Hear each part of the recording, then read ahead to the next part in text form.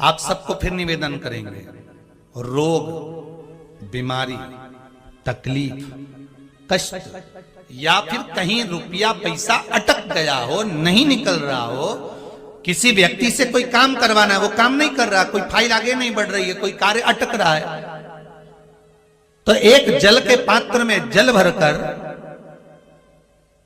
5 बेलपत्री शिव जी को समर्पित कर कुंदकेश्वर महादेव का नाम लेकर एक सफेद पुष्प बेलपत्री के ऊपर जो शिव जी को चढ़ाई है उस पर समर्पित कर जल जो लेकर गए हो, अपनी उस कामना को कर कि मेरा ये कार्य अटक रहा है, ये कार्य नहीं हो रहा, कुंदकेश्वर महादेव का नाम लेकर धीरे धीरे जल की धार चढ़ाइए। और एक बात हमेशा याद रखना, फिर निवेदन कर रहे हैं, अच्छे से समझ लेना, शंकर जी पर जब जल चढ़ता है, शिव जी का जब अभिषेक होता है, शंकर जी पर जब जल चढ़ाया जाता है, दूध चढ़ाओ, जल चढ़ाओ, कुछ भी चढ़ाओ, पर एक बात का स्मरण अपने जीवन में होना कि इतने ऊपर से मत चढ़ाना कि जल चढ़े और छींटे आपके ऊपर। बहुत ध्यान दीजिएगा।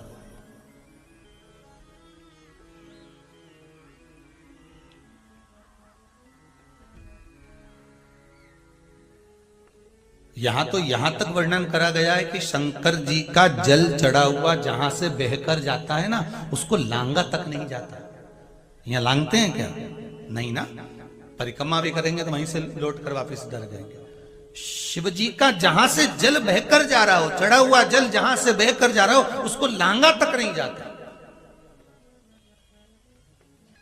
बहुत ध्यान देना महाराज, भगवान को कभी भी कोई भी सामग्री, जैसे भगवान के मंदिर में अगर फूल चढ़ाने जा रहे हो, भगवान के मंदिर में अगर पुष्प समर्पित करने जा रहे हो, तो फूल का मुख अपनी ओर नहीं होना चाहिए।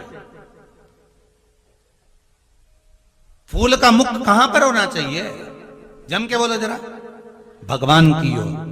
पर ईमानदारी से बोलना, आप मंदिर में भगवान के, आपके घर में भी फूल चढ़ाती होगी, आप अपने घर में भी भगवान को फूल चढ़ाती होगी, आप अपने मंदिर में फूल चढ़ाती होगी, ईमानदारी से बोलो, आपके फूल का मुख कहां रखती हो? बोलो बोलो जरा जम के, कहां रखती हो? आपकी ओर। भगवान को तो डंडी चुभने के लिए दे देती है, चुभती रहे।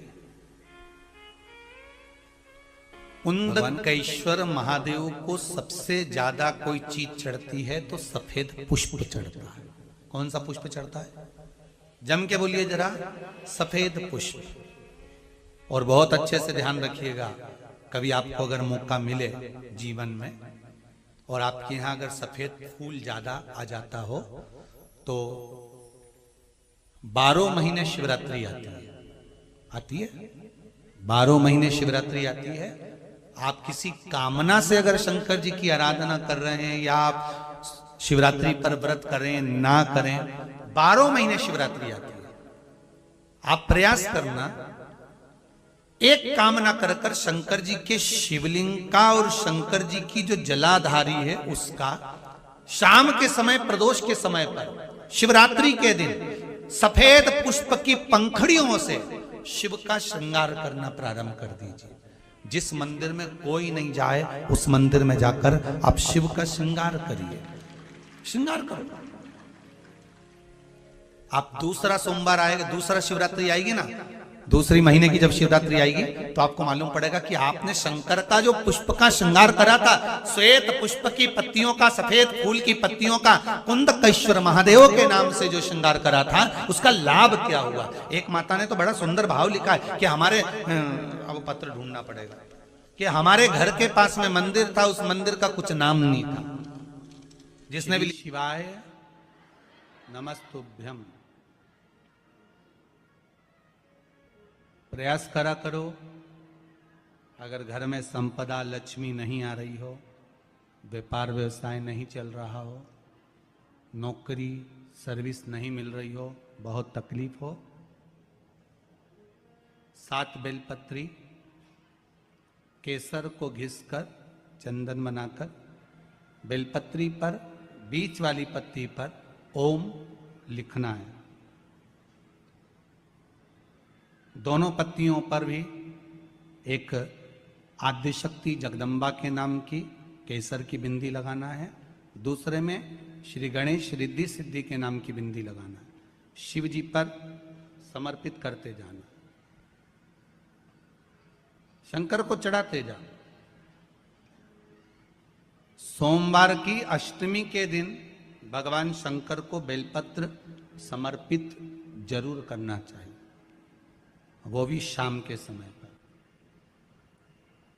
आप लोग तो जानते होंगे कि सोमवार की जो अष्टमी होती है शंकर और पार्वती के मिलन का दिन होता है। किसके मिलन का है? जम के बोलिए।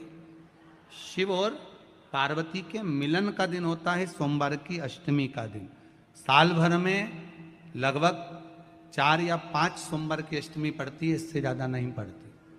शिव और पार्वती के मिलन का दिन होता है सोमवार की अष्टमी।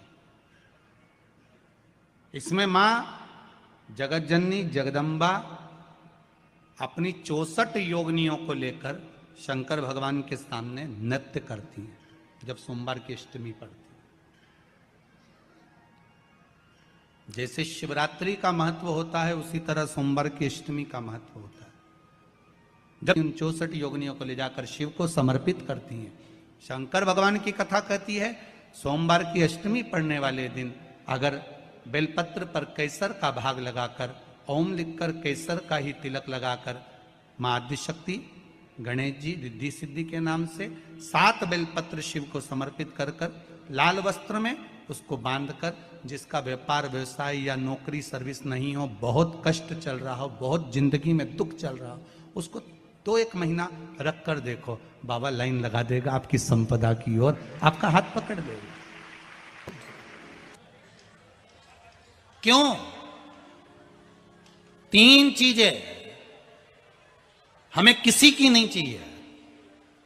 एक पांव की चप्पल, ना जाने किसका काल मंडरा रहा था, ना जाने किसकी काल चल रहा था, ना जाने कौन सा बेकार ग्रह चल रहा था, और किसी की पड़ी हुई चप्पल तुम लेकर चले गए, वो काल तुम्हारे माथे पर चढ़ गया। तुमने सोचा ये चप्पल जब से पहनी है तकलीफ आ रही है, तो तुमने घर के दरवाजे पर रख दी, तो भी वो काल नहीं टला, काल नहीं टला।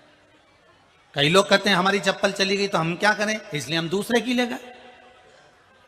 हम क्या करें उसमें? ले जाओ, मना नहीं है, आपका मन पड़े आप तो पूरे मोहल्ले की ले जाओ। कथा जब पूरी हो जाए ना तो ये ग्राउंड में बहुत सारी चप्पल पड़ी मिलेगी, तुमको देखना हो, ढेर सारी, तुम्हारी मर्जी पड़े तुम बोरा लाओ, उन्हें भर के ले जाओ, मना नहीं है।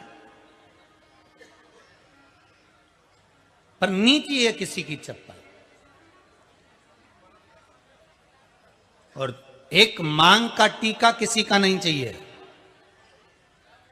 ना जाने कौन सी घड़ी में कौन से पल उसकी मांग से नीचे उतरा था, और वो घड़ी और पल में कहीं हमारा ना उतर जाए। हमें किसी का मांग का टीका नहीं चाहिए, हमें नहीं चाहिए। हमें किसी की चप्पल भी नहीं चाहिए, और एक किसी का, जम के बोलिए जरा, छाता। इसी तरह के लेटेस्ट वीडियो पाने के लिए सब्सक्राइब करें हमारे चैनल। छाता लेकर जा रहा है, आप उसके साथ चल लो।